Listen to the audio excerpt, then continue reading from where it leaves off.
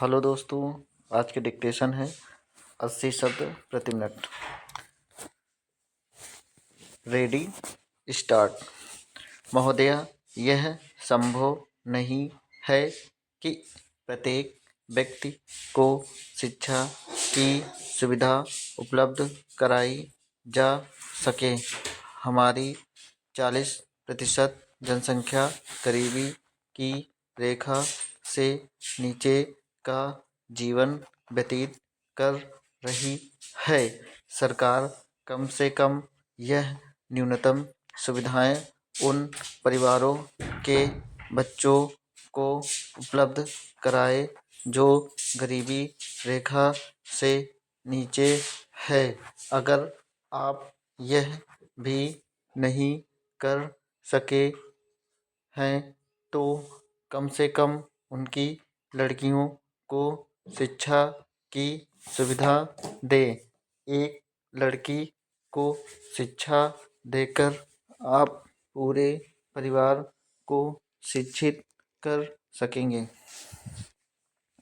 महोदया, शिक्षा एवं परिवार कल्याण के लिए जो भी राशि आवंटित की गई है वह नगण्य है। जनसंख्या का विस्फोट हो रहा है, इसके बावजूद परिवार कल्याण के लिए मात्र 100 करोड़ रुपया का आवंटन किया गया है, जो कि पिछले वर्ष की तुलना में भी कम है। मेरी समझ में नहीं आ रहा कि इस थोड़ी सी राशि से सरकार जनसंख्या किस प्रकार नियंत्रण में रख सकती है। क्या सरकार का यह विचार है कि किसी प्रकार का गृह युद्ध होगा, जिसके परिणामस्वरूप जनसंख्या में कमी होगी? यदि वे ऐसा सोचती हैं तो मुझे इस बात का खेद है।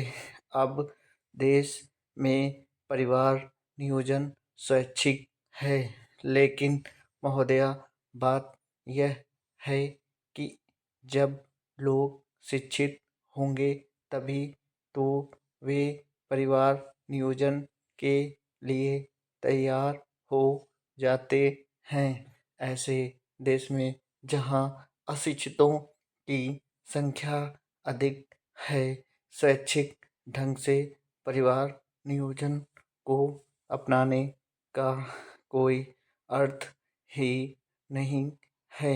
हमें तब तक निरंतर प्रतीक्षा करनी पड़ेगी जब तक देश के सभी लोग शिक्षित न हो जाएं।